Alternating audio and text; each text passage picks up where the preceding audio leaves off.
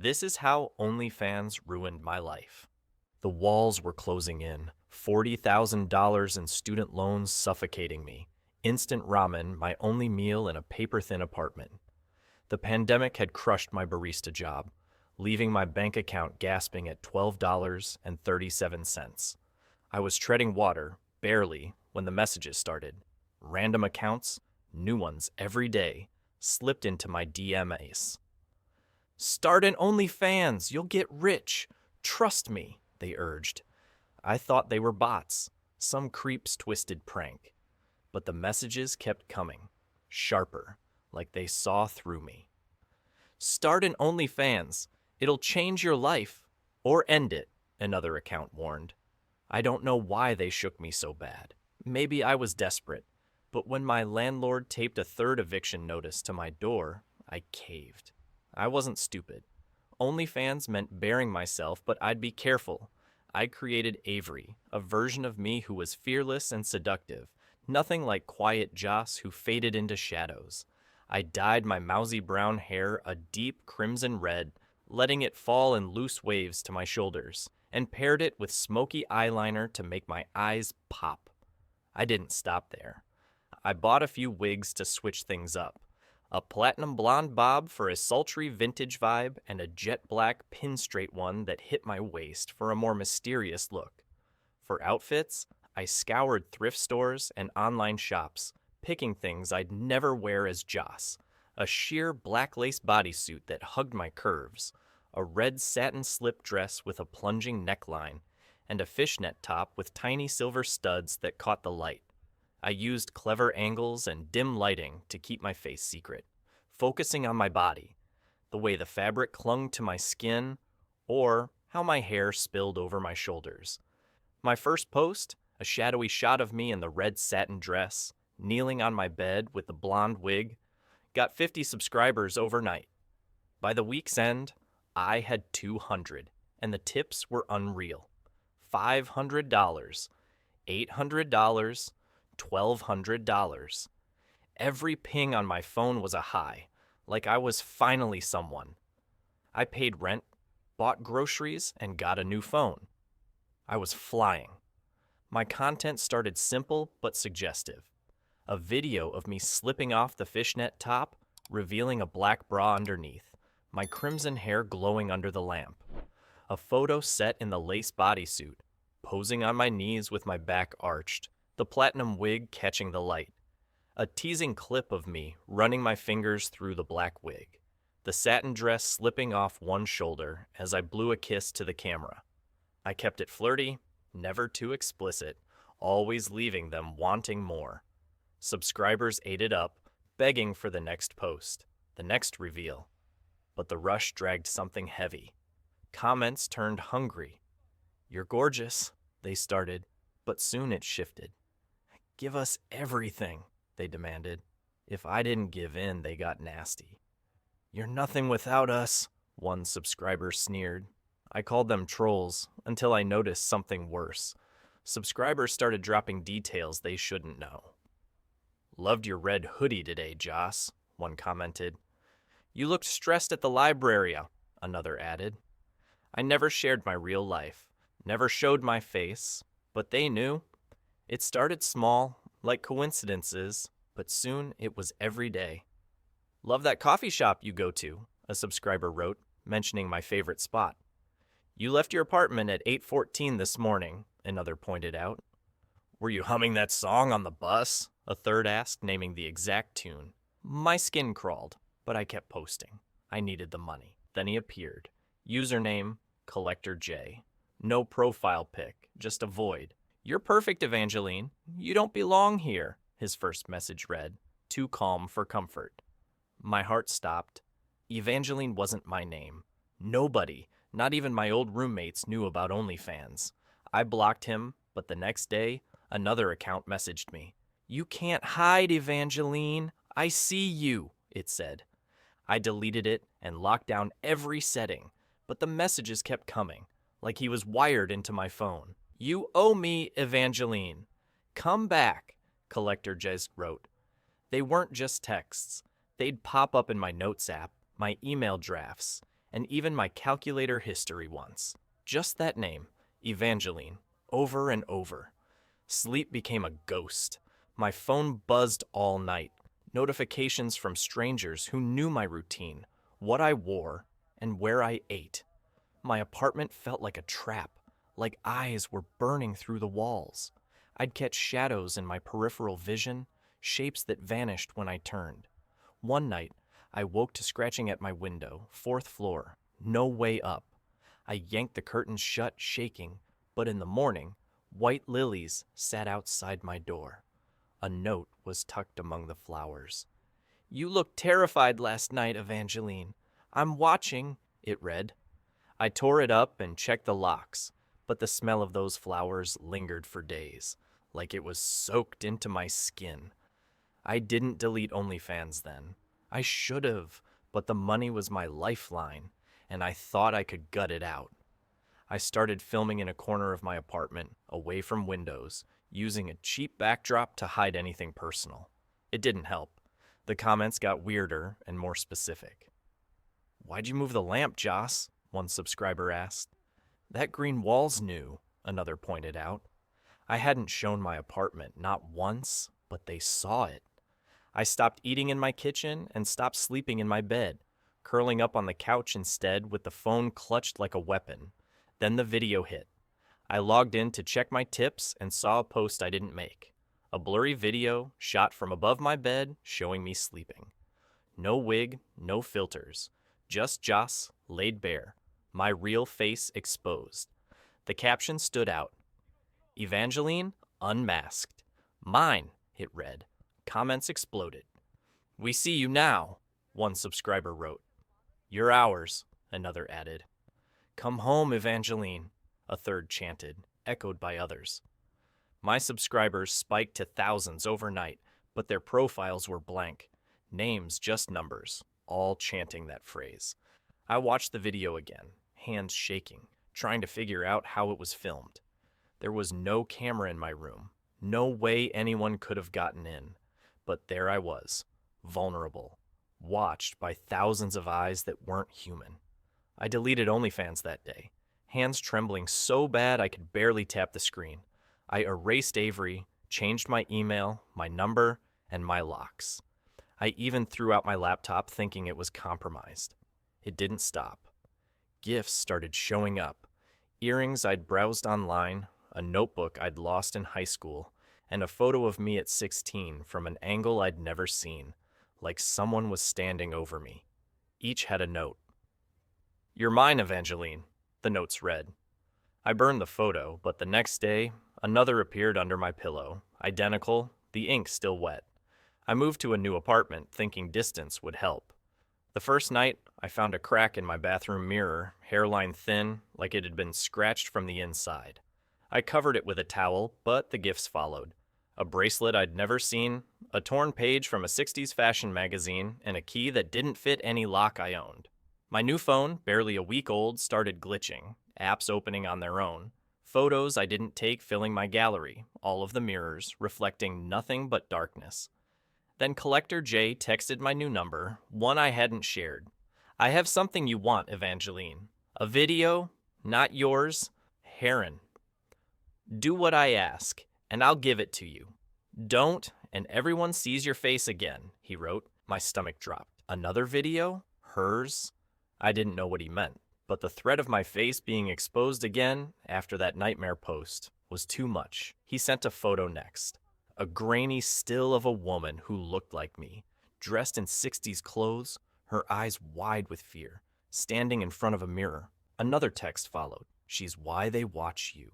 First request, find an old payphone, call the number I send, say her name 3 times, $500. "I'll know if you don't," he instructed. I couldn't breathe. That woman, her face so close to mine, and the idea that she was tied to this, to me, made my skin crawl. I didn't want to do it, but the video he promised might explain who Evangeline was and why he was doing this. And if I didn't, he'd ruin me, splash my face across the internet for those faceless subscribers to devour. So I went. I found a payphone, rusted and half dead, in a sketchy lot. The number connected to static, then a faint hum, like someone breathing. Evangeline, I whispered, my voice breaking as I said her name 3 times, then hung up. My phone buzzed. $500 in my account, and a text followed. Good. She heard you, Collector Chair J wrote. The requests kept coming, each one weirder, each one tightening the knot in my chest. He texted again. Find a woman's scarf from the 60s in a thrift store. Wear it for a day. $700! I'll know if it's not hers, he demanded. I rummaged through musty shelves, found a silk scarf with faded flowers, and wore it. It reeked of old perfume, and all day I felt watched, like the fabric was choking me. When I took it off, my neck had faint red marks like fingerprints. I tried to throw it out, but it was back in my closet the next morning, neatly folded. The payment came with another message. She liked it, Evangeline, he wrote. Another request followed. Take a Polaroid of yourself, leave it under a street light at midnight. $900. Don't look back when you walk away, he instructed. I used a beat-up camera from a pawn shop, snapped the photo, and left it where he said. Footsteps echoed behind me, too close, but I didn't look. The next morning, the Polaroid was outside my door, my face scratched out, replaced with hers, eyes hollow. I locked it in a drawer, but that night, I heard scratching inside, like nails on wood. The payment came with another message. She's closer now, Evangeline, he wrote.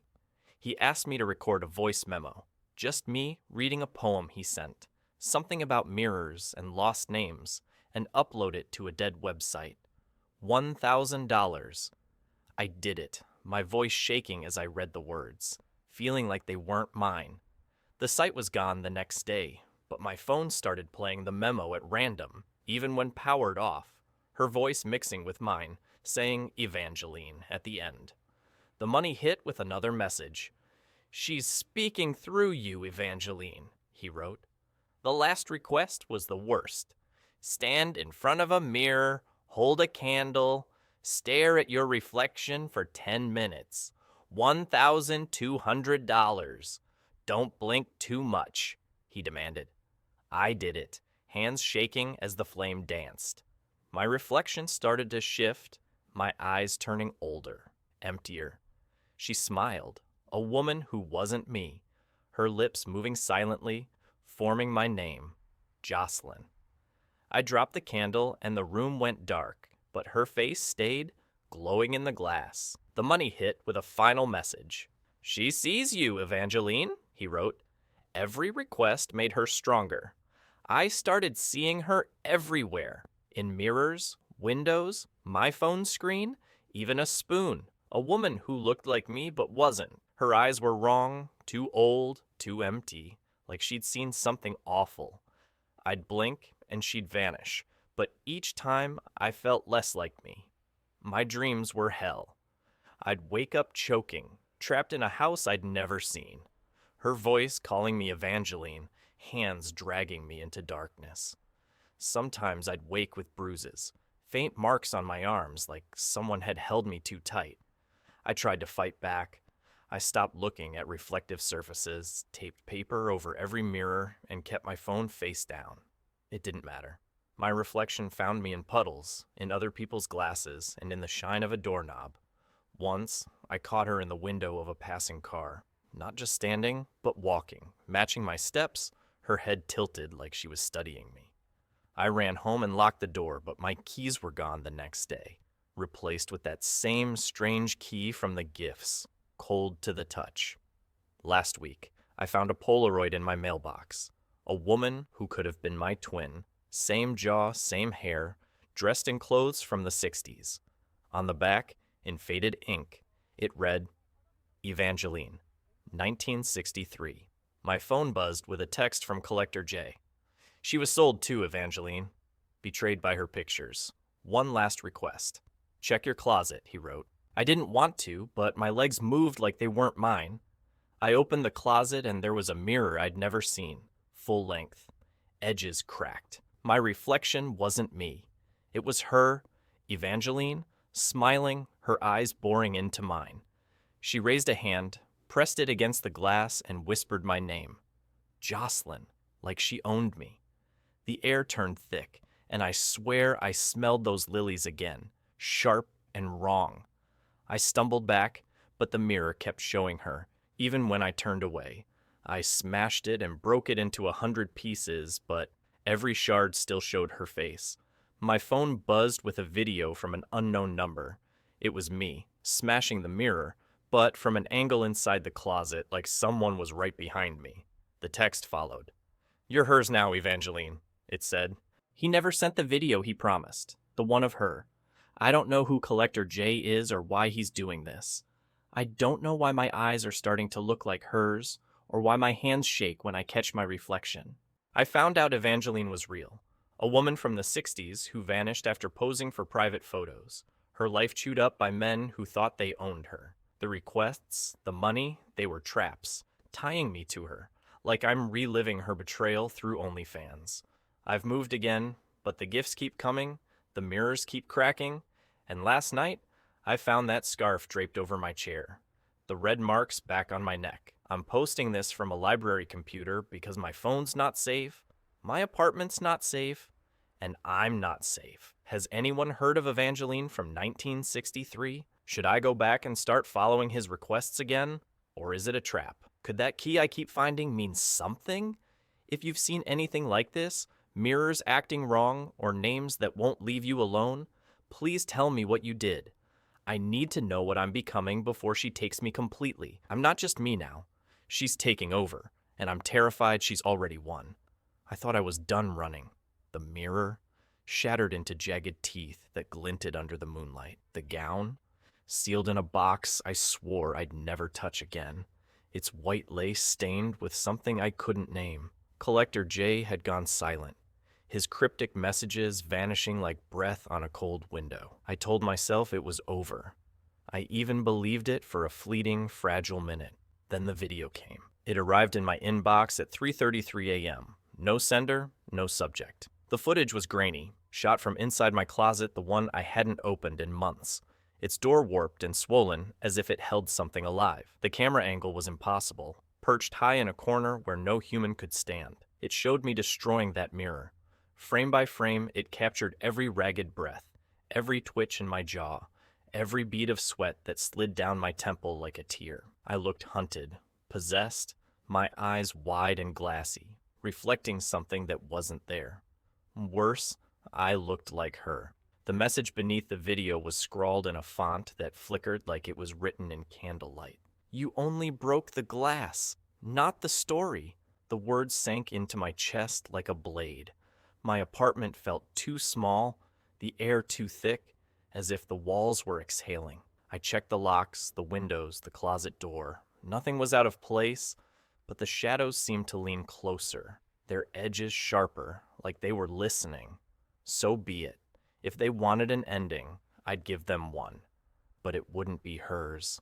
It would be mine. I went deeper than the web, past the surface of search engines and into the digital abyss. I clawed through forgotten caches, redacted studio logs, abandoned metadata folders, and rotting film review forums where usernames glowed like gravestones. These were places you didn't find by chance you were pulled. The deeper I went, the colder my apartment grew, the lights flickering as if the electricity was bleeding out. That's where I found her Evangeline Romanova, starlet. Missing since 1963. Last seen in a cursed, incomplete film called Reflections of the Forgotten. Her story wasn't just buried, it was entombed. Newspaper clippings described her as radiant, untouchable, until she vanished mid-production. The film was never released. Crew members whispered of accidents, of mirrors cracking unprovoked, of Evangeline's voice echoing in empty sound stages long after she'd left for the night. Some said she didn't fade. She was silenced. Others said she never left the set at all. Then Collector J returned. His message appeared on my screen without a notification, the text pulsing like a heartbeat. "You're not her, but you're the only one left who can finish what she started." I typed back, my fingers trembling. "Then stop calling me Evangeline." His reply came instantly. as if he'd been waiting inside my screen. Because you said yes when everyone else said no. Because Evangeline isn't a name, it's a role, and you're already playing it. Rage burned through my fear. They weren't just taunting me, they were grooming me, sculpting me into a replacement. Not for Evangeline the woman, but for the myth, a ghost they could crown in her place. I slammed my laptop shut, but the room didn't feel empty. The air buzzed, like static crawling across my skin. That night, I woke to a scratching sound under my bed. Not loud, but deliberate, like nails carving wood. I didn't want to look, but my body moved anyway, drawn by a compulsion I couldn't name. My flashlight trembled in my hand as I peered beneath the frame. There, half hidden in the dust, was a film reel in a metal canister, its surface scratched with the initials ER 1963. It reeked of mildew and something sweeter, like decaying flowers. The canister was warm, as if it had been held moments before. It hadn't been there yesterday. I touched it, and the static in the air surged, prickling my scalp. The reel hummed, not with sound, but with intent, like a voice trapped in its celluloid veins, whispering just below my hearing. I wanted to burn it, to throw it into the street, but my hands wouldn't let go. I borrowed a projector from a pawn shop, its owner eyeing me like he knew what I was carrying. Back home, I set it up in my living room, the windows blacked out with taped garbage bags. The reel clicked into place, and the projector whirred to life, casting a sickly yellow light across the wall. The film flickered like it was fighting to stay alive, each frame stuttering as if the story itself was in pain. There she was, Evangeline, pale as bone, unblinking, her eyes like wells you could fall into and never climb out. She wore the white lace gown, its fabric clinging to her like a second skin, stained with faint rust-colored smears. She stood before a mirror, her lips moving silently, forming words I couldn't hear but felt in my chest, heavy and sharp, like a curse being woven. The set around her was wrong, too dim, too vast, the shadows pooling in corners like spilled ink. Then I saw the reflection. It wasn't Evangeline. It was me. Not a trick of light, not a glitch. My face, my movements, my trembling hands mirrored perfectly in that impossible glass. But my reflection's eyes were wrong, too dark, too knowing, like they saw me watching. The reel cut to black, and my apartment plunged into silence so deep it felt like drowning. The projector stopped, but the bulb kept glowing, casting a single beam that pulsed like a dying star. Then a buzz. My phone lit up on the table, skittering an inch across the wood. A text from an unknown number. "The final scene is yours now." I didn't sleep. The air in my apartment grew heavier, the shadows thicker, as if the film had left something behind. At dawn, a knock came soft, deliberate, like a heartbeat against my door. I opened it to find a package, unmarked, its edges damp with something that smelled of lilies and mold. Inside was the gown, the same white lace, its fabric impossibly soft yet heavy, like it carried the weight of a body. It was pristine, but the stains were there, faint and red, blooming like wounds under the light. I didn't hesitate. I slipped it on. The fabric clung to me, cold and alive, tightening with every breath. My reflection in the cracked mirror shifted, the shards knitting together in a way that defied physics, forming a jagged mosaic of my face. But I wasn't scared. I wasn't spiraling. I wasn't a scream waiting to happen. I was grounded, observant, and ready. The gown didn't own me. I owned it. The mirror waited, its surface humming with a low, guttural sound, like a throat trying to speak. I stood before it, and there she was, not Evangeline exactly, not me either, but something in between, an echo caught in a loop it couldn't escape. Her face was mine, but older, hollowed, her eyes like pits that swallowed light. Her smile was a wound, slow and deliberate, peeling back to show too many teeth. "You can leave," she whispered, her voice slithering through the glass, wrapping around my spine. But one of us has to stay. The air turned sour, thick with the scent of lilies and something metallic. The walls creaked, as if the apartment itself was bending toward the mirror. I didn't flinch. "You've been waiting decades for someone weak," I said, my voice steady, cutting through the hum. "You misjudged me." She tilted her head, just like I do when I'm amused. It was a tell, and I read her. Her smile faltered, and the mirror rippled, its surface buckling like water. "You think this is a ritual?" I said, stepping closer, my breath fogging the glass. "A passing of the crown, but I don't want it, and that's exactly why I win."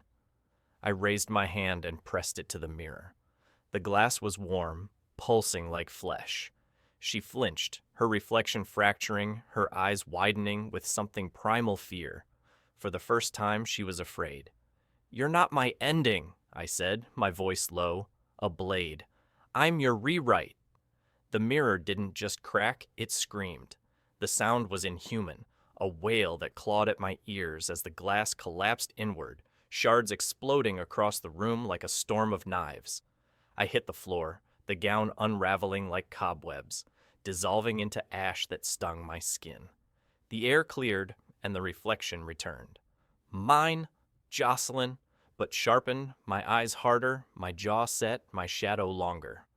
Among the shards lay a key, small and silver, its surface etched with symbols that hurt to look at. It was cold, yet it hummed with her, with Evangeline, with the story that refused to die. But now it wasn't her prison. It was mine to hold. I closed my fist around it, the metals biting into my palm. The apartment was silent, but the silence was mine. The shadows retreated, the air lightened, and the closet door stood still, its secret sealed. I'm keeping the key. Let the mirror stay shattered. Let the story breathe, but on my terms. Because I'm not haunted anymore. I'm the haunting. Thank you for watching. Write comments, put likes. Do not forget to watch other videos.